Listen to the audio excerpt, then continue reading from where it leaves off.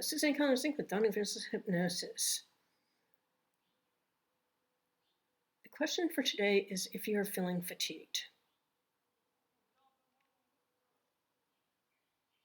Not any kind of fatigue. Fatigue from doing your job as a therapist in mental health. Many therapists do feel fatigued from doing the work, especially if they've been doing a lot of hours, a lot of days in a row, with many patients. That is fatiguing in and of itself. I honestly don't even know how you all do that. In my hypnosis practice, I will probably see 2 to 3 people a day max. And that's because I do a lot longer sessions, especially in the beginning of the treatment. We all have the amount of energy that we have to do the work that we do. And if you're seeing patients who have really complicated and challenging problems, they come from really badly traumatized backgrounds, it's a lot of emotional energy to take in and try to process. And I know supervision should be able to help you with this, but not all supervisors are equal. And I know that because I had really lousy supervisors when I was working in mental health, except for in one place where they were amazing. However, we need to really think about why we're feeling fatigued doing the work that we're doing and see if there's something that we need to do. My first suggestion is to not work as many hours. My second suggestion is to maybe stop working with the people who have problems that you are maybe vicariously re-traumatizing yourself with.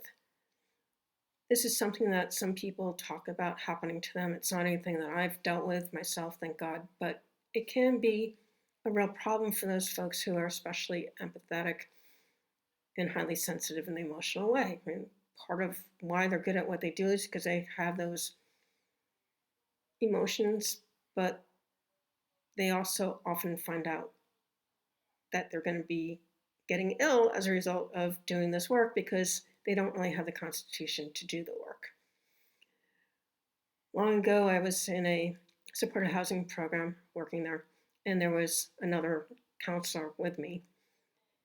And she was dissociating, like every time I talked about my dad, who was a dentist, because her dad was a dentist, and apparently her dad caused her a lot of trauma. And she'd say, "You got to stop talking about this because I'm dissociating." Now, you know that if someone is dissociating and they're working in a supported housing program for mentally ill people, that is not a good place to be. Interestingly enough, she did actually go through and get a degree in mental health counseling, but shortly after she received the degree, she realized that she really couldn't do this work.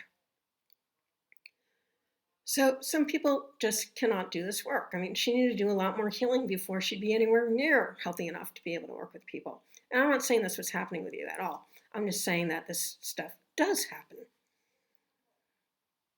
And we need to be realistic about it.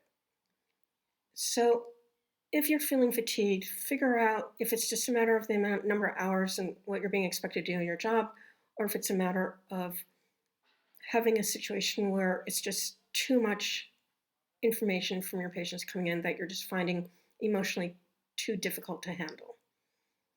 And then make the changes if necessary. Now, if you are a person who is taking on too much of your patient's issues, I am a hypnotist and neurolinguistic programmer. And I've been doing this work for 20 years after I got out of conventional mental health. And I've helped a whole lot of people to let go of all the traumas that cause all the triggers and all these things to go on so they no longer have to experience them. I do programs. I'll have to find out what's going on with you, so I'll have to have a call to find out what's going on with you. It's a free consultation call and see for a good match for one another because I'm not for everybody. I do expect my clients to do the work. I do not have a magic wand. As Tom Nicoli, one of my colleagues in hypnosis, would say, hypnotism is magical, but it's not magic. However, when I do have clients who are ready to move on with their lives and let go of their past, they do amazingly well and are able to create lives that are better than they ever expected to be possible based on the way that they were living previously. I'll leave my contact information in the description box below if you'd like to set up a consultation call with me so that you can see if that's something you want to do. That's all I have for you for this one. As always, I thank you for spending your time with me. Till next time. Bye-bye, y'all.